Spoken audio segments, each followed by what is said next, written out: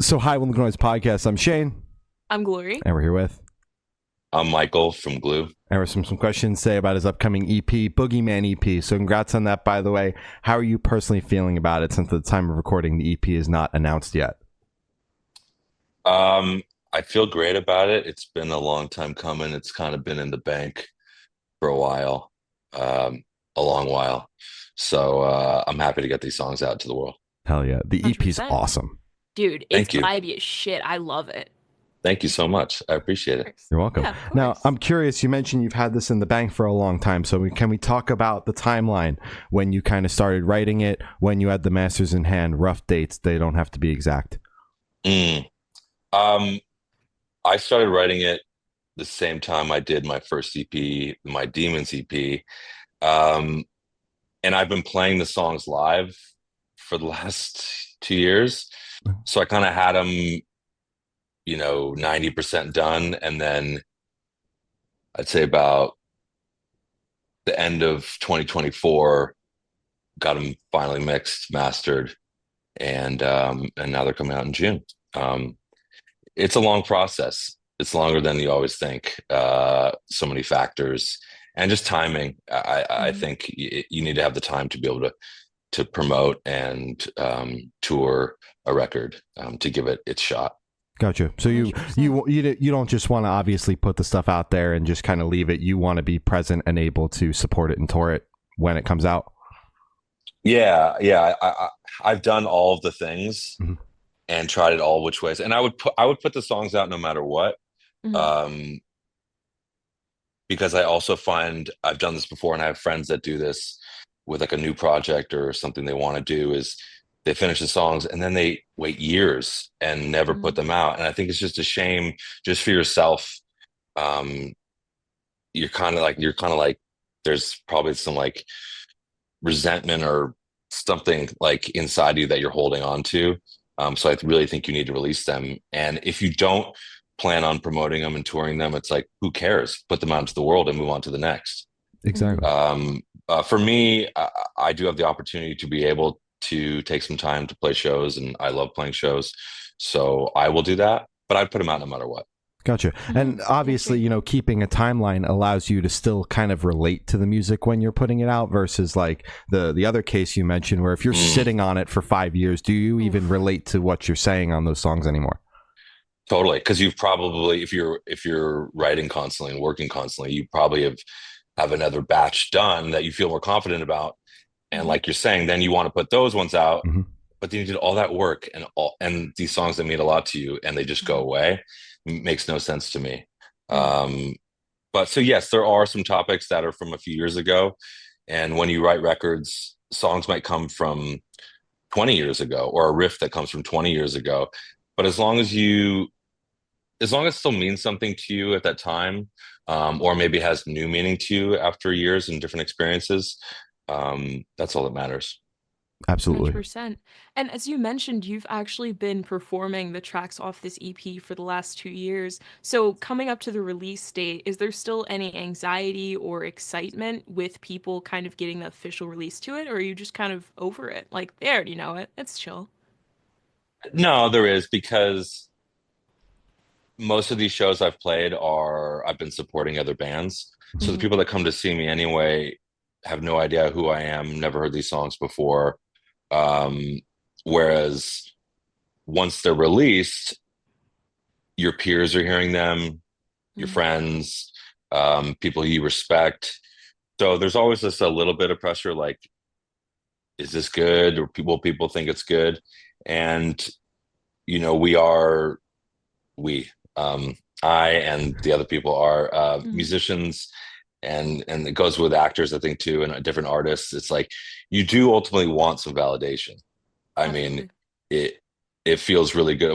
We go out and play on stage every night because you get this instant gratification, validation back to you.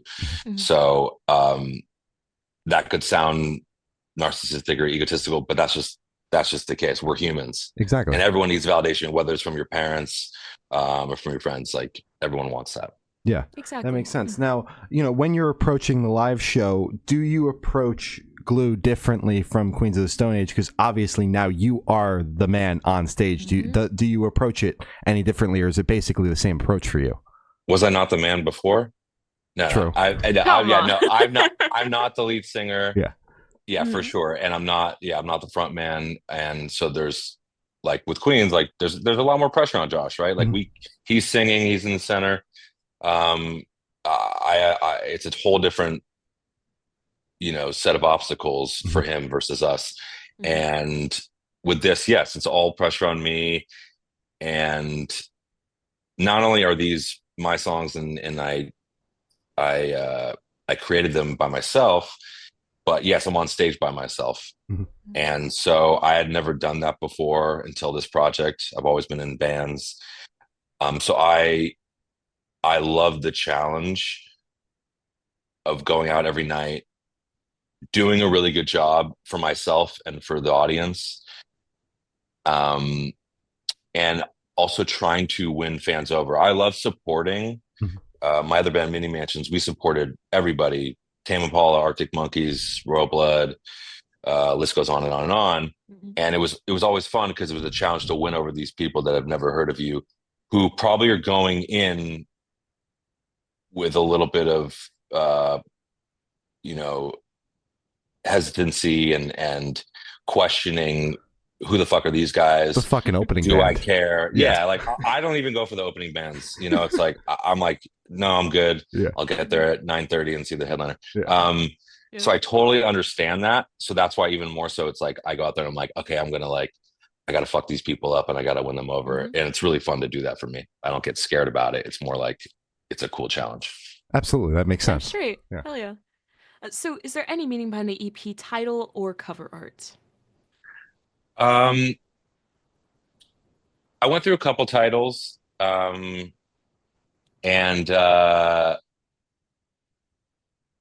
I just felt like there's 4 songs, so it's not as much as it is really important to me. It's not a full-length album, so I think you're making a little less of like a full realized statement, I guess.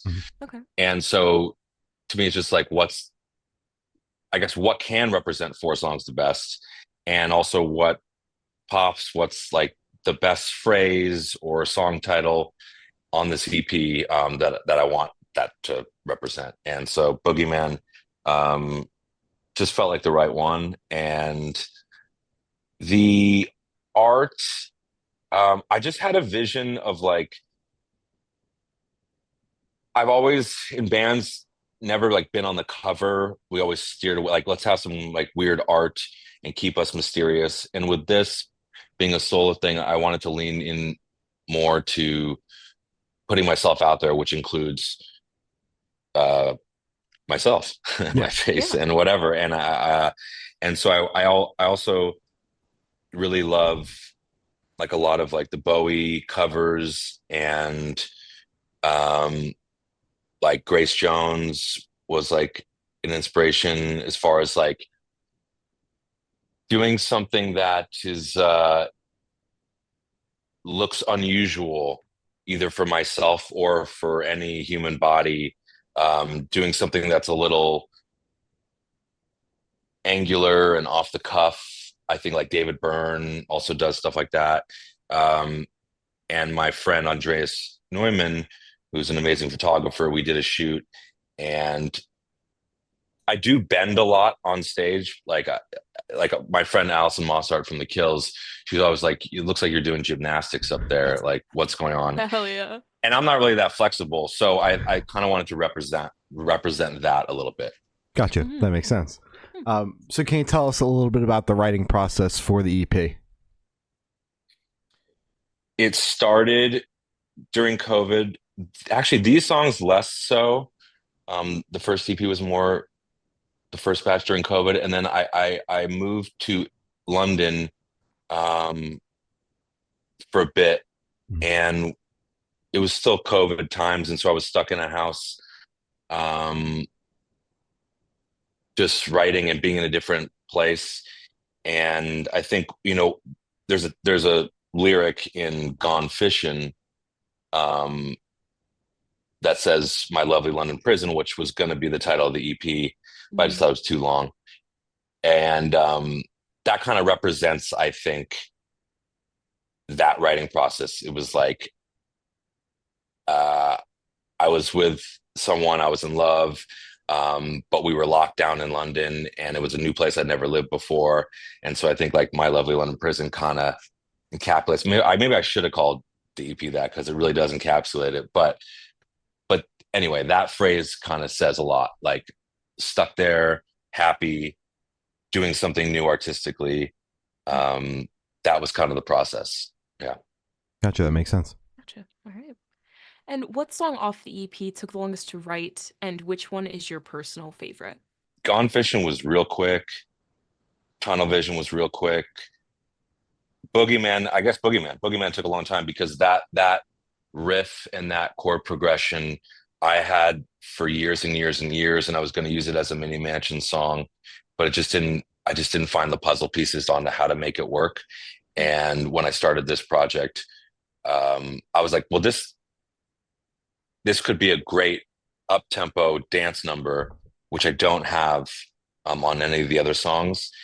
And it's kind of a disco song in a way as well. And so it took me all those years to just have it find a home. And then I guess that's the reason. Yeah. Okay. Yeah, And just took extra time. Yeah. And your personal favorite? Love You to Pieces is my personal favorite. I think it was the first one where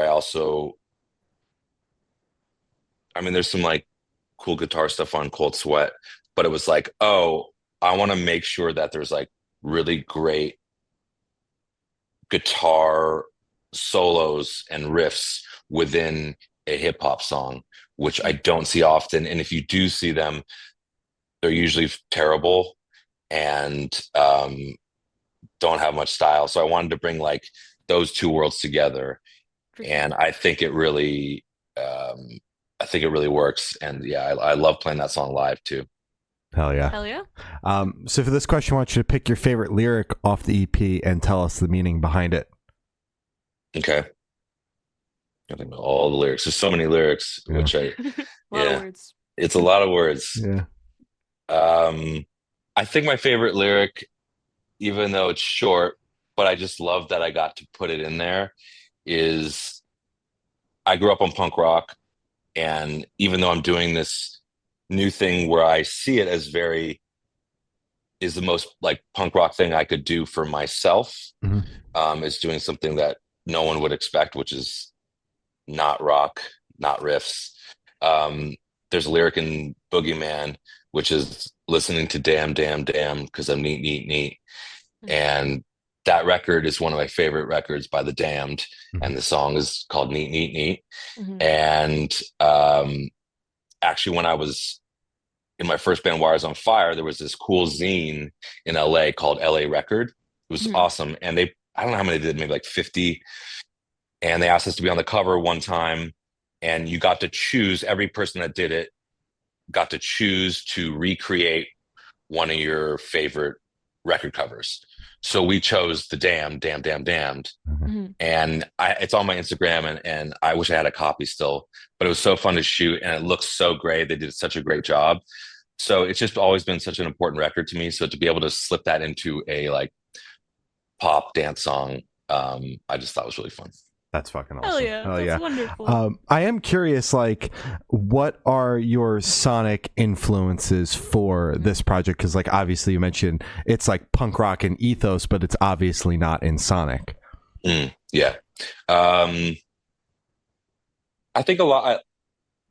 I think for like, especially like trying to do a hip hop thing, my go-to always is anything that Dr. Dre writes and produces, which can span obviously Snoop, Eminem, whatever. And I think the reason is because he has hooks. It's like, I love the production, no matter what. It's like super clean, super in your face. Not a lot of dimension. Everything's kind of just pasted here. I love that. And just having great melodic lines. Like a lot of hip hop, a lot of modern hip hop, besides like maybe like Kendrick, as far as what I listen to, there's not a lot of like musicality. Okay. Yeah. It's just like beat centric, which is cool. It's beat centric and kind of like a loop that, yeah, I don't know, that doesn't touch me. And I think Dre does a great job Mhm. um, of keeping it like musical. So I wanted this thing to be like, yes, it's hip hop, but there's chord progressions and it goes on a journey. And so I think you could say, yeah, that's my biggest inspiration. Hell yeah, love it. Damn straight. All right. And you already went into it a little bit more, but if you want, you could go a bit more in depth. Would you be able to tell us where your headspace is at while you were creating the record? Well, COVID, Yeah. I Yeah, which I loved, Uh-huh. not for everybody in the world, but like for sure. I Yeah. loved it because I'm kind of an introvert and it gave me and I'm usually so busy touring or committed to other projects or my band, and so it gave me a moment that like I had all the time in the world to Mm, focus on being creative by myself. Mhm. So,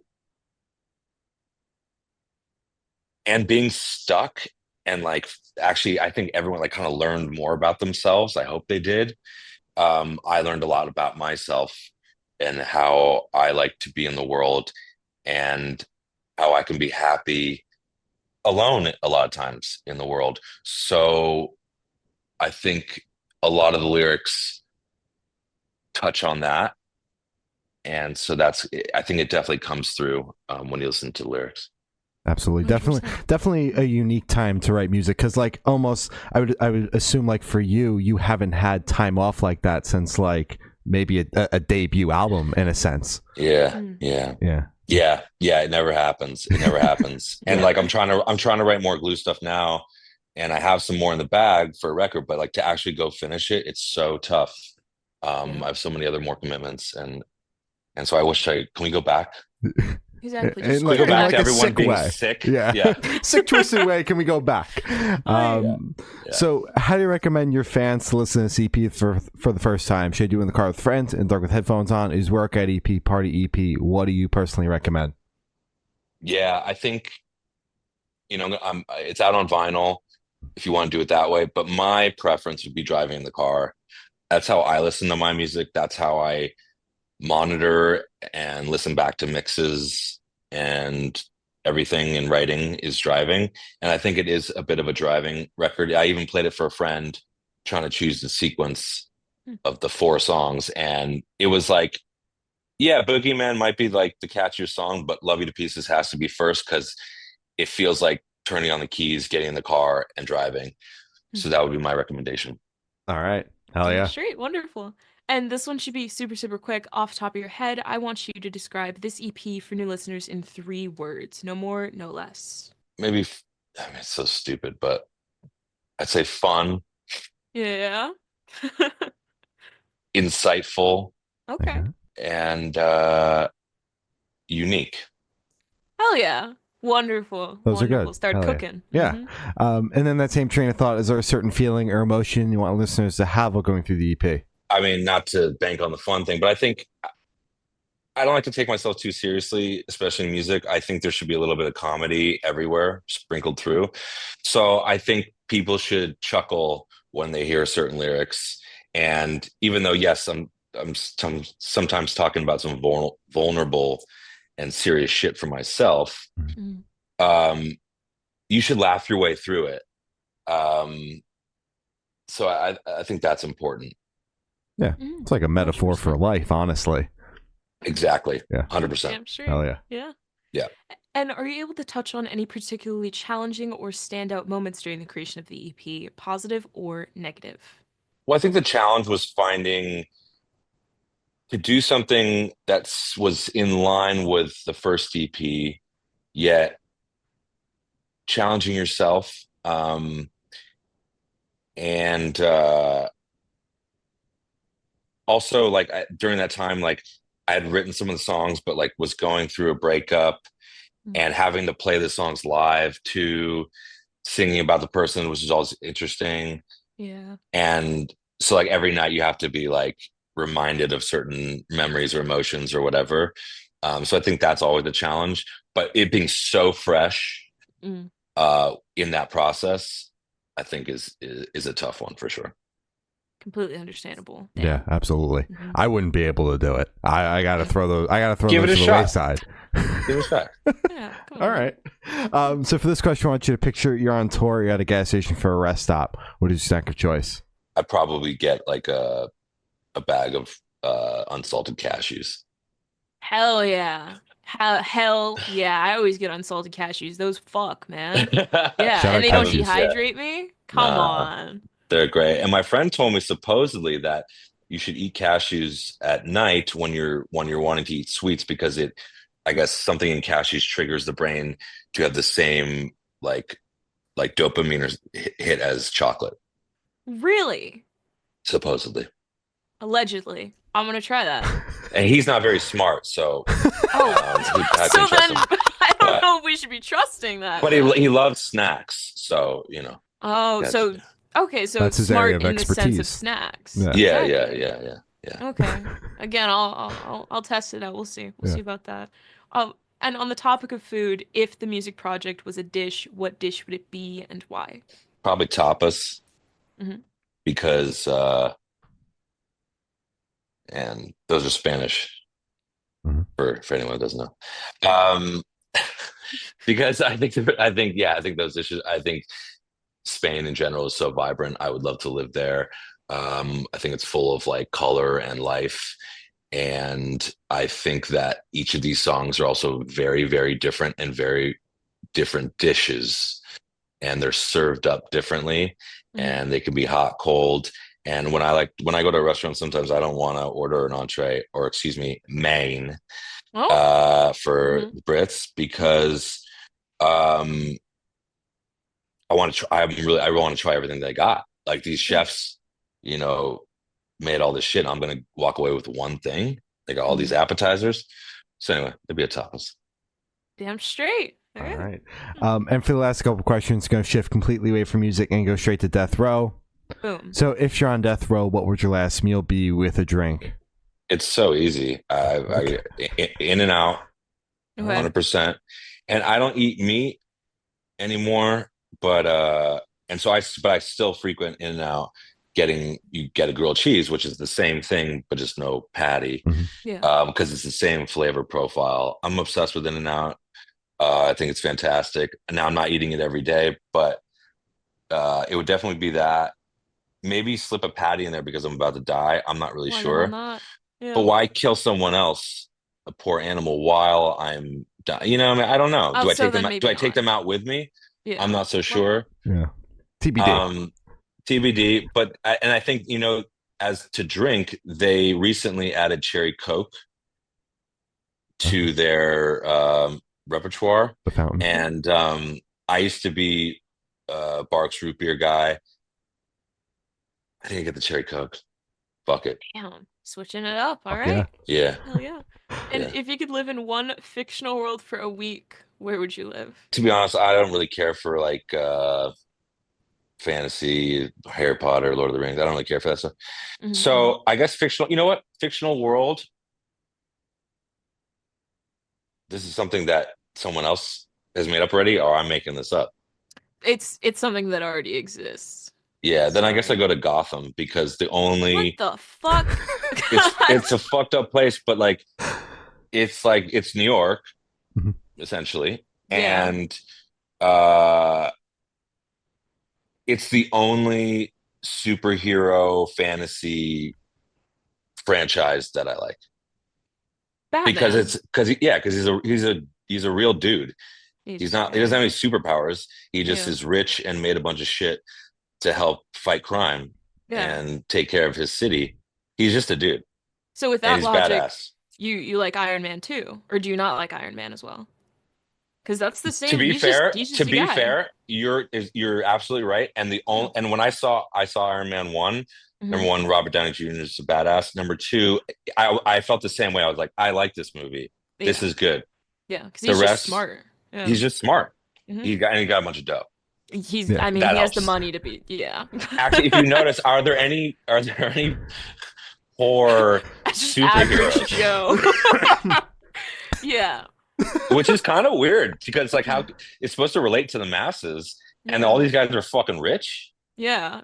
Well, I don't know. But I don't know. Is Superman rich? Is fucking No, he came from like a lower class family, I think, or maybe they were just farmers. I don't know. I'm you're thinking right, of the farmers. yeah. But he had But he was an superpowers. alien. Exactly. So that Exactly. doesn't fucking matter. He No. was gonna be crazy no matter what. Yeah. But the Yeah. normal dudes, superheroes, rich. Hmm. Exactly. Well, Peter Parker could be thrown into that, but then again, powers. So it's because he was just a normal dude. Who's Peter Parker? Superman? Spider-Man. Spider-Man. Right. It's okay. I don't know either. Clark Kent. Clark Kent. Clark Kent. Peter Parker. Yeah. It's okay. It's okay. And I've done of asking the last question. Every single person that I've spoken to have said that it is the most important question. What is your favorite color? When I was young, I used to say black, but that's just a shade. Thank you. Yeah. I would say dark green.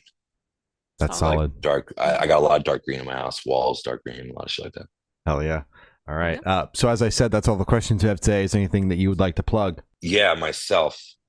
Yeah. Hell yeah. No.